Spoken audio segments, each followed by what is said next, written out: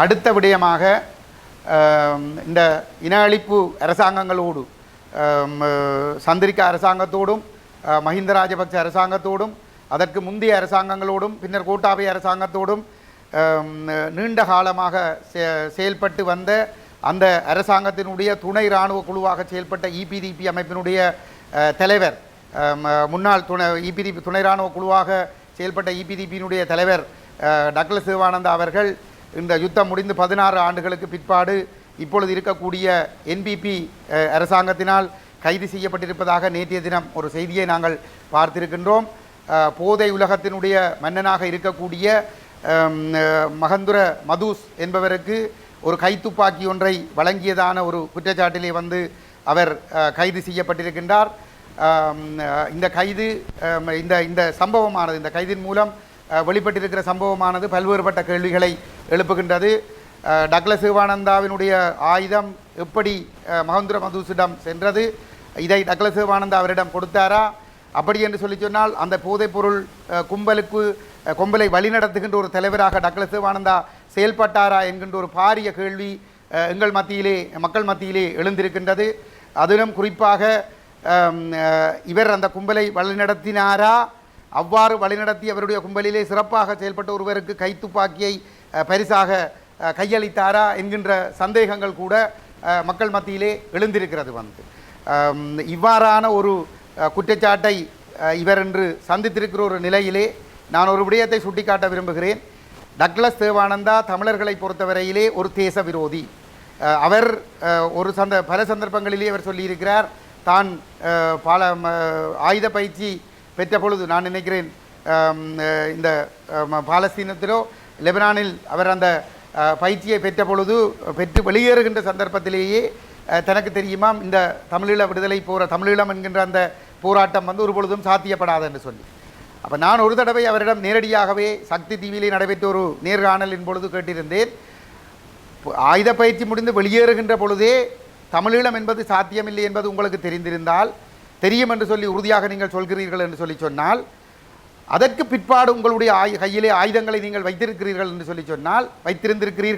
என்று சொன்னால் அது களவு, கொள்ளை, கொலை போன்ற செயல்பாடுகளுக்காக மாத்திரம்தான் நீங்கள் இந்த ஆயுதங்களை கையிலே வைத்திருந்திருக்க வேண்டும் என்கிற ஒரு குற்றச்சாட்டை நான் அவர்களுடைய முகத்துக்கு முன்னாலேயே நான் முன்வைத்திருந்தேன்.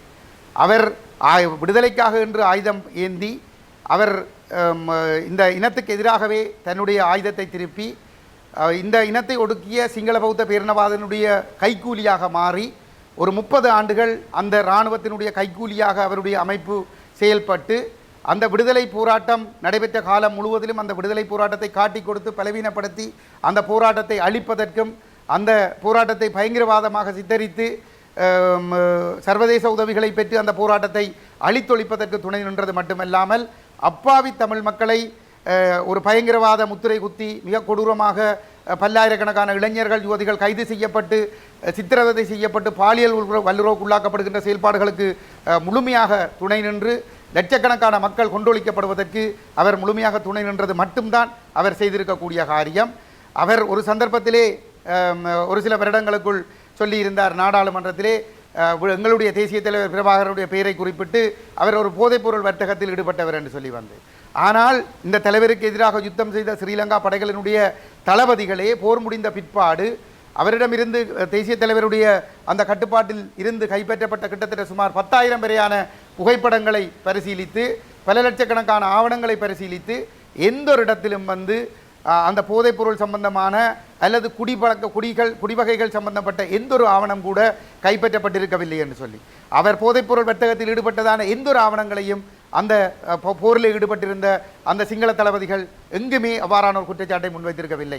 அவ்வாறான நிலைமையிலே சிங்கள பேரினவாதத்தினுடைய அடிமையாக கைக்கூலியாக இருந்த இந்த டக்ளஸ் தேவானந்தா தன்னுடைய தவறுகளை மறைப்பதற்காக புனிதமான விடுதலை போராட்டத்தின் மீது சேறு பூசுவதற்காக எங்களுடைய தேசிய தலைவர் போதைப்பொருள் வர்த்தகத்தில் ஈடுபட்டதான ஒரு அபாண்டமான பழியை சுமர்த்தி இருந்தார். அதற்கு எதிராக நாங்கள் பாராளுமன்றத்திலும் காட்டமாக நாங்கள் குரல் கொடுத்திருந்தோம்.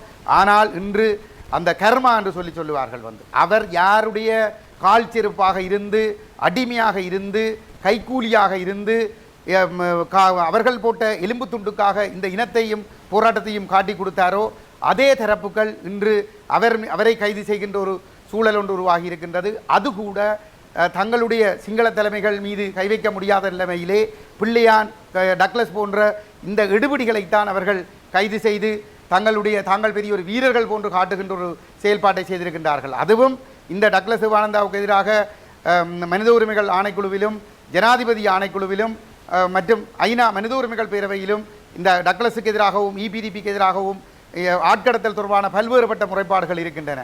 அவ்வாறான முறைப்பாடுகளுக்கு எதிராக தொடர்பாக இந்த கைதுகள் நடைபெற்றிருக்கவில்லை. இது வெறும் ஒரு கண்டுடைப்புக்காக நடைபெற்றிருக்கக்கூடிய ஒரு சம்பவமாகத்தான் நாங்கள் பார்க்கிறோம். எங்களை பொறுத்தவரையிலே இன்று போதைப்பொருள் மன்னன் மகந்துர மதுசோடு தொடர்புடையதாக இவருடைய ஒரு தொடர்பு அம்பலப்பட்டிருக்கின்ற ஒரு நிலையிலே ஒரு சர்வதேச குற்றவியல் விசாரணை ஒன்றுதான் எங்களை பொறுத்தவரையிலே நாங்கள் எதிர்பார்க்கின்ற விடயம். அவ்வாறான ஒரு விசாரணை ஒன்று நடைபெறுமாக இருந்தால் பல்வேறுபட்ட ஆட்கடத்தல்களுக்காகவும் சித்திரவதைகளுக்காகவும் இபிடிபியினர் பலர் தூக்குமடைக்கு செல்லக்கூடிய ஒரு சூழல் ஒன்று உருவாகும். அவ்வாறான ஒரு சூழலிலே டக்ளஸ் சிவானந்தாவும் அவ்வாறான குற்றச்சாட்டுகளுக்கு நிச்சயமாக தப்பித்துக்கொள்ள முடியாத ஒரு நிலைமை ஒன்று ஏற்படும். ஆகவே நாங்கள் தொடர்ந்து புலம்பெயர் தமிழ் மக்கள், தமிழக தமிழ் மக்கள், தாயகத்து தமிழ் மக்கள் இந்த உள்ளக விசாரணையை நிராகரித்து தொடர்ந்தும் ஒரு சர்வதேச குற்றவியல் விசாரணையை வலியுறுத்த வேண்டும். இதிலே நான் இந்த இடத்திலே மீண்டும் ஒன்றை குறிப்பிட்டுக் கொள்ள விரும்புகிறேன்.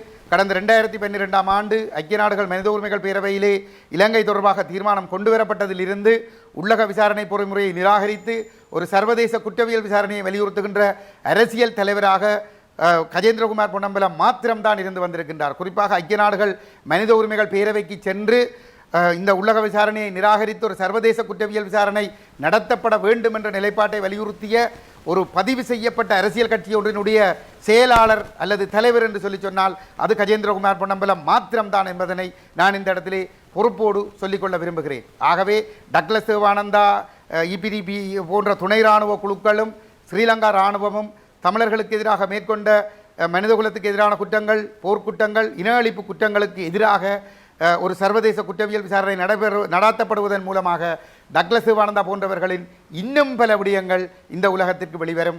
அதன் மூலமாக அவர்களுக்கு தண்டனைகளும் உறுதிப்படுத்தப்படும். மக்கள் உறுதியோடு செயல்பட வேண்டும். இந்த கைதுகள் மூலமாக உள்ளக விசாரணை மூலம் நீதி கிடைத்துவிடும் என்று யாரும் மனப்பால் குடித்துவிடக் கூடாது என்பதையும் இந்த இடத்திலே நான் பதிவு செய்து கொள்ள விரும்புகிறேன். நன்றி.